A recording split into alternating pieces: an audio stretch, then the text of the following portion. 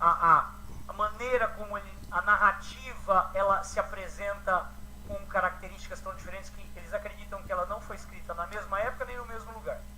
Então, com certeza não pela mesma pessoa. Então, é difícil acreditar hoje na existência do tal do poeta Homero. Mas a tradição nos diz que foi ele, então tá. Aqui é a narrativa do retorno do herói Odisseu ou Ulisses para sua casa em Ítaca. O problema é que o Ulisses... Ulisses, quando eles conquistam Troia, Ulisses vai lá e toca fogo no templo do deus do mar, Netuno ou Poseidon. E aí o deus vira para ele e fala, olha, você fez um sacrilégio, eu não vou te deixar voltar para casa. Então Ulisses já tinha passado 10 anos em guerra, e agora ele vai passar mais 10 anos tentando chegar em casa. Foram 20 anos fora de casa. E aí ele passa por aventuras, são aventuras tão legais, porque você vê, a obra, ela é muito legal. A obra é muito legal. Eu assisti aquele filme com o Brad Pitt, o Aquiles. Eu achei assim, um filme ridiculamente ruim, próximo da qualidade da obra. A obra é muito maior do que o filme que fizeram para ele. A obra é sensacional. Não precisa inventar. Segue o que o Homero escreveu, que sai um puta de um filme. Totalmente louco, né? Vai, para numa ilha, tem um gigante, antropófago, polifemo, começa a comer os homens de olho.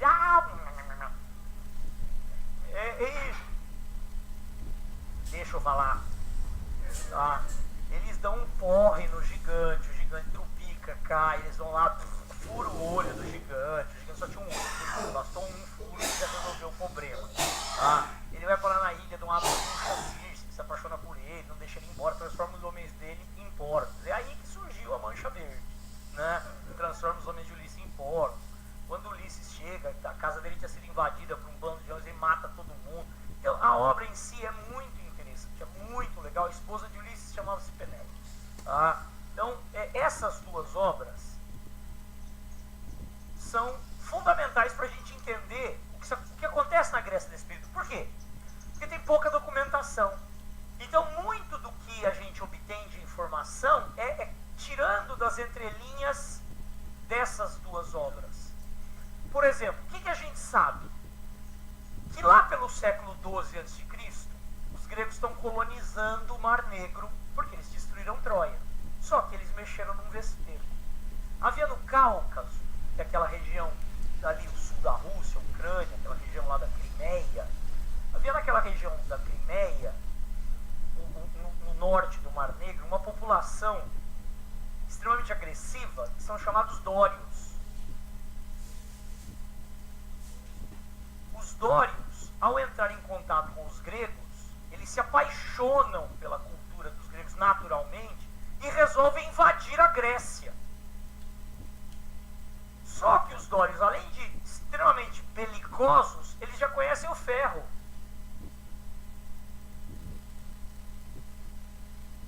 Resumindo, os dórios irão migrar para dentro da Grécia e destruir a civilização que ali existia. Então a chegada dos dórios é comparada por muitos autores à migração dos bárbaros germânicos contra o Império Romano lá no século V. Uma população atrasada, uma população muito menos desenvolvida, que chega, se acomoda e tenta absorver uma cultura pré-existente muito superior, só que eles não conseguem fazer isso direito. Então a invasão dos dórios levará a uma tremenda decadência do nível de desenvolvimento, de cultura dos gregos. A invasão dos dórios marca o quê? O fim do período pré-homérico e o início do período homérico, que alguns autores chamam maldosamente de Idade Média Grega. Por quê? Numa referência ao que aconteceu quando os bárbaros germânicos conquistaram o Império Romano. Os bárbaros vêm, destroem a civilização, não porque querem, mas porque não conseguem absorvê-la corretamente.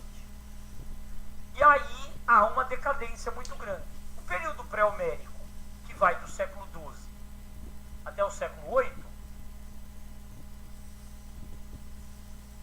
um período muito menos sofisticado do que o período anterior. A diferença é que agora eles conhecem o ferro.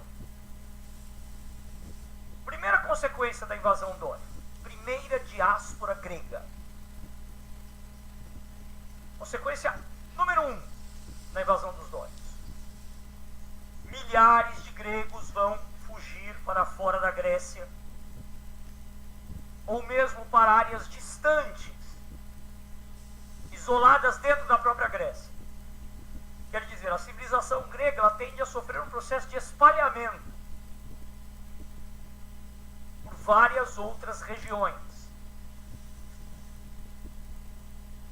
Esses gregos que vão embora e fundam colônias, a gente não tem que conhecê-los em detalhe. O que a gente tem que saber é o que aconteceu com os gregos que ficaram dentro da Grécia.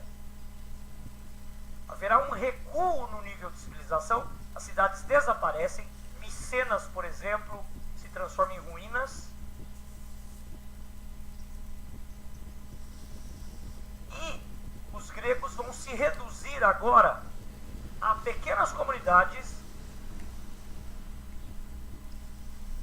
denominadas genos. São comunidades de base familiar. Comunidades autossuficientes, onde se pratica uma espécie de socialismo primitivo. Então, dentro do Genos, é uma comunidade dita clânica, né? É um clã. Todos os membros têm algum grau de parentesco. E aí o que nós vamos observar? Dentro do Genos, você tem um patriarca que é uma espécie de comandante, o pater familias.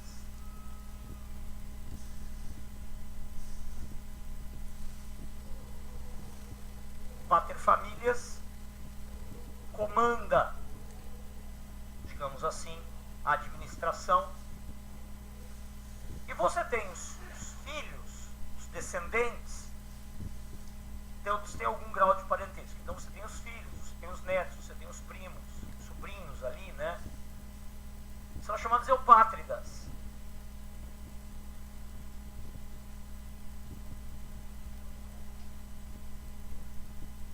Expressão que na origem quer dizer filho do pater. Essa expressão vai mudar de sentido. Originalmente, filho do pater. Que são os homens da família que são submetidos ao pater e que dividem a terra entre si. Dividem a terra entre si e dividem a produção entre si. Então, dentro do Genos, tudo que era produzido era dividido igualmente entre todos. Por isso que eu disse que viviam numa espécie de socialismo primitivo.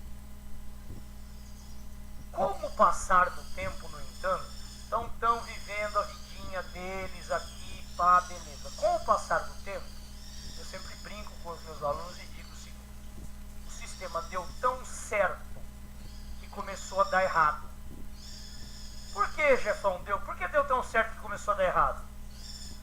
Porque a Grécia se mostra muito sensível ao crescimento populacional, por conta da falta de terras.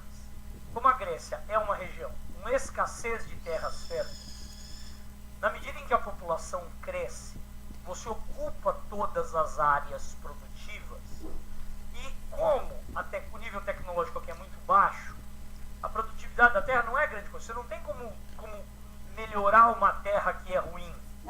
Você não tem tecnologia para drenar um pântano ou irrigar uma quiçaça, ali, um sertão. Então há muito poucas áreas a serem realmente aproveitadas. Imaginem vocês, aqui você tem o Genos, a casa, que era chamada Oikos, e aqui a área do Genos. Aqui tudo é pedreira e brejo. Então o que eles fazem? Eles dividem entre eles, cada um vai pegar ocupa um lote, e no final tudo é dividido entre eles. Agora imagina que com o passar das gerações, aumentando a população,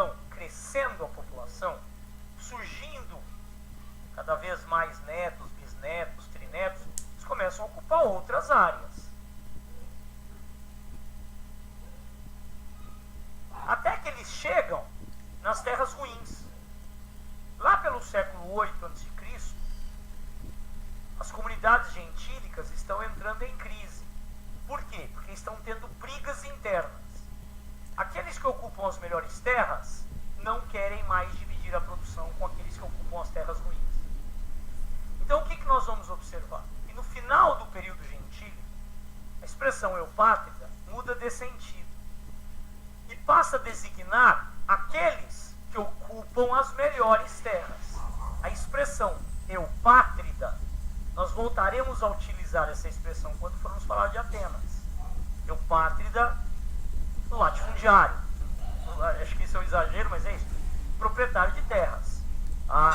Em compensação, você vai ter aqui um grande grupo de pessoas que, por ocupar terras ruins, ou vai ter que procurar outro, ou vai ter que vender almoço para comprar janta vivendo naquelas terras ruins miseráveis, ou vai ter que procurar outras funções, ou vai ter que se virar de outra maneira. Então, o que nós vamos observar? Que na crise do sistema gentílico, nasce algo que hoje para nós é muito comum, a divisão social. Se no período gentílico, no auge do período homérico, não existia diferenciação social ou conceito de propriedade privada, com a crise aqui no século 8 AC, isso volta a existir. Por quê? Que alguns ocupam as melhores terras e passam a ser a elite. Os que não têm as melhores terras passarão a servir a essa elite. Então o que nós vamos observar? Olha, surge uma nova forma de organização social, aonde o top da balada é o eupátrida, que é o dono das melhores terras. Você tem também proprietários de terras ruins, proprietários de pequenas terras, que em geral sofrem para sobreviver com o que produzem. São chamados de orgóis ou gorgóis. Então, proprietário de terra boa, de terra ampla, proprietário de terra ruim, terra pouca. Tem aquele que não tem terra nenhuma e que vai ter que se dedicar a alguma outra atividade, como comércio ou artesanato. São chamados demiurgos.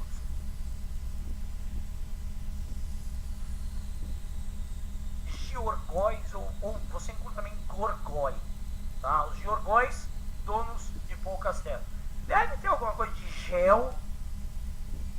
Deve ser assim, gel, terra, gói, uma merda. Deve ser isso que significa. Eupátrida quer dizer filho do pátria. É engraçada essa expressão, né? Quem não é eupátrida chama eupátrida de eupútrida, né? Filho de outra coisa, que não é, né? Que se você for pensar, Nominato, por exemplo, em Portugal tem aquela palavra fidalgo, que quer dizer membro da nobreza. E, na verdade significa na origem filho de algo. Filho de algo. Porque o pobre, gente, pobre é ninguém. Entendeu? Então você tem o filho de algo e o filho de nada, né? Que é o pobre. Deve ser essa a origem da expressão. E aí você tem o grupo mais lascado, mais fudido, que é o pessoal que não tem terra, que não tem profissão, que não tem nada. Gente, não tem nada. E aí eu falo, lá na Grécia, não tem sutiã nem silicone. Então esse pessoal aqui tá caidaço, são os tetas.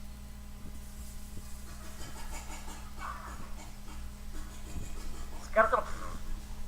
tadinho dos tetas. Estão arrastando o chão. Você sabe, esses caras, eles passavam por situações catastróficas, passavam por situações humilhantes, e era muito comum que eles vivessem trabalhando para os eupátridas. E aí, o cara, para não passar fome, pegava dinheiro emprestado, pegava produção emprestada. Na Grécia dessa época, não tem SPC, não tem Serasa. Então, se não tem SPC e não tem Serasa, se você fica devendo, ótimo, seu nome não vai pro pau. Em compensação, eles têm o quê? escravidão por dívida. Não tem SPC, não tem Serasa, mas tem escravidão por dívida. Olha que beleza. Então o que acaba acontecendo? Se você não, o pai, o chefe da família, fica devendo, a família inteira vai ser transformada em escravo. Então eu sou um teta, fico devendo, a minha família vai junto.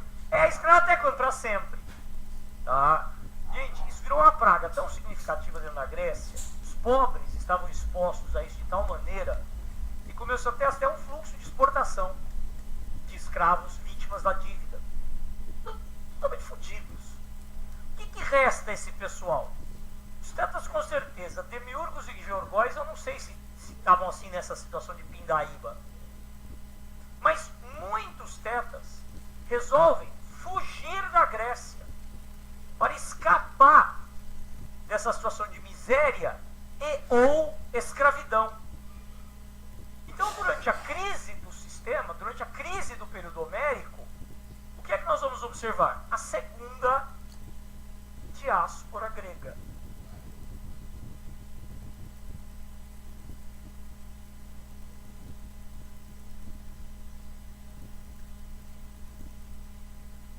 Quer dizer, mais uma vez, 400 anos depois da primeira diáspora, milhares de gregos começam a fugir da Grécia em busca de uma solução para sua miséria, ou nas colônias que já tinham sido fundadas, ou fundando novas colônias. Então, mais uma vez, nós vamos ter aí a civilização grega soltando esporos. A segunda diáspora, muitos autores consideram ela bem mais importante que a primeira, viu, meninos? Consideram a segunda diáspora muito maior do que a primeira. O Renan mesmo, quando dá aula dessa matéria, só fala da segunda diáspora. Mas o que eu quero que vocês entendam é que a segunda diáspora grega marca a transição do período homérico para o período arcaico. Só rapidão aqui, só vou me encerrar isso. O que eu preciso que vocês entendam é que quem saiu da Grécia vai se fixar em colônias. Gente, havia tantas cidades gregas, fora quanto dentro da Grécia. Havia tantas cidades gregas no que hoje é Turquia, que os gregos se referiam à Turquia como Grécia Jônica. Havia tantas cidades gregas no sul da Itália, que os gregos se referiam à região do sul da Itália como Magna Grécia. Se hoje a Grécia fosse composta por todos os territórios por onde se difundiram as cidades gregas, ia ser muito maior do que ela é hoje. Nossa Senhora, a Grécia ia ser um monstro. Não, a região da Grécia hoje é bem limitada em relação ao que existiu naquele período. Mas, assim, o que eu quero deixar claro, Dominato, é que para nós pouco interessa o que virou desses gregos que fugiram da Grécia. Nos interessa o que aconteceu com esses gregos dentro. Quem ficou? Quem ficou vai observar o Geno se transformar numa nova cidade.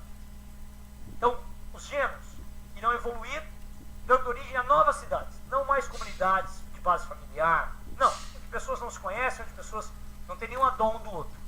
Aqui, nesse momento, é que irão surgir aquelas cidades-estado que vão ficar famosas, como Esparta, Atenas, Tebas, Corinto, essa nova geração de cidades-estado que a gente vai estudar quando formos falar do período arcaico. Tá certo, meninos? Dúvidas quanto a isso? Não? Então, vamos encerrar por hoje. Alguma pergunta, meninos? Alguma dúvida? Aí na próxima aula a gente fala de Atenas e Esparta.